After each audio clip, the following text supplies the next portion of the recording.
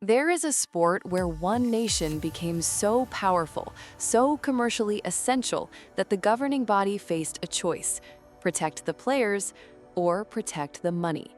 And rugby chose the money. The nation paying the price is South Africa.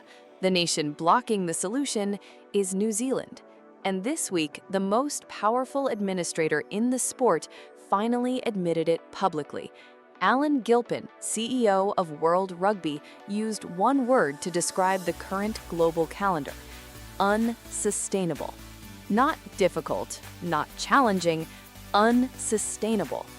When the man running the sport says that out loud, it means the damage has already been happening for years. Because this crisis was not an accident. It was the consequence of decisions made by the same nations now refusing to change the system. To understand the problem, you have to understand modern South African rugby.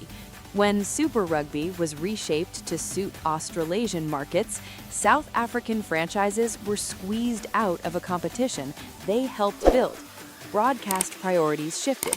Domestic interests came first. South Africa responded with one of the boldest strategic moves in rugby history, joining the United Rugby Championship. And it worked. The Stormers won the title. The Bulls became perennial contenders. South African franchise rugby didn't survive in Europe. It thrived. But success created a hidden problem. The URC operates on a Northern Hemisphere calendar.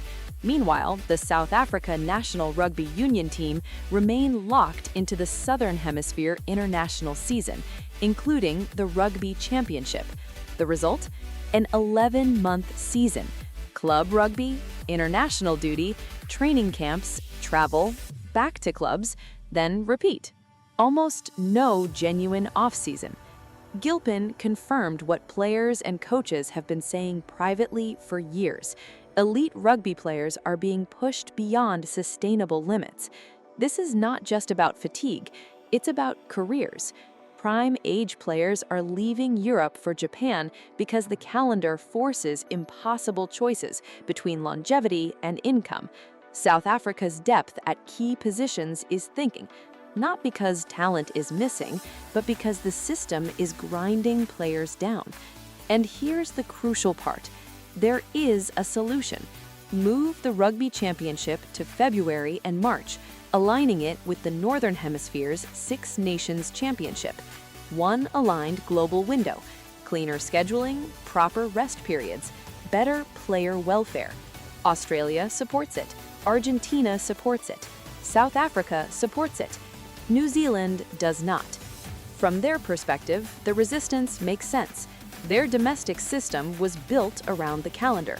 Changing it means restructuring competitions, renegotiating broadcast deals, and accepting disruption. But in practice, one nation's convenience now dictates the workload of players across the world. And rugby has seen this dynamic before. In cricket, when India became the commercial engine of the sport, governance adapted to reality.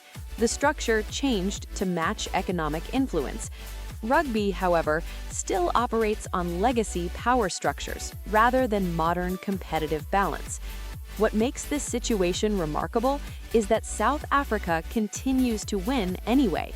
Under coach Rassie Erasmus, the Springboks have mastered squad rotation and depth management. This is not just coaching excellence, it is crisis management. Erasmus has built a system capable of surviving a broken calendar, but no coach can manufacture recovery time that does not exist. You can rotate players. You cannot rotate exhaustion. Alan Gilpin delivered another uncomfortable truth. Real structural change is unlikely before 2028. Why? Because broadcast contracts worth hundreds of millions are already signed. Competitions cannot simply move without massive financial renegotiation. So, for at least 2 more seasons, players will continue operating inside an 11-month grind. And the cost will not be paid by administrators or broadcasters. It will be paid by athletes, by bodies absorbing collisions at elite intensity week after week. by careers shortened quietly, by players leaving their peak years earlier than they should. World Rugby's proposed Nations Championship aims to give international windows more meaning, turning July and November tours into structured global competition. It is progress, but it does not fix the overlap. It does not create rest. It does not solve the core problem.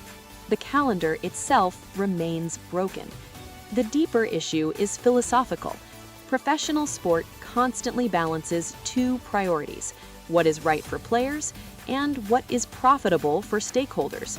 When those collide, history shows which one usually wins. The Springboks' continuing dominance hides the damage. Winning makes suffering invisible. Success creates the illusion that the system works. But resilience is not proof of sustainability. Extraordinary teams should not have to survive flawed structures simply because they are strong enough to endure them. When Alan Gilpin said the system is unsustainable, he confirmed what players, coaches, and supporters already knew. The solution exists. The will to implement it does not. And until global rugby finds the courage to prioritize player welfare over commercial comfort, the best players in the world will continue carrying the burden of a system designed without them in mind. The question now is simple. Will rugby change before irreversible damage is done, or will the sport wait until the cost becomes impossible to ignore?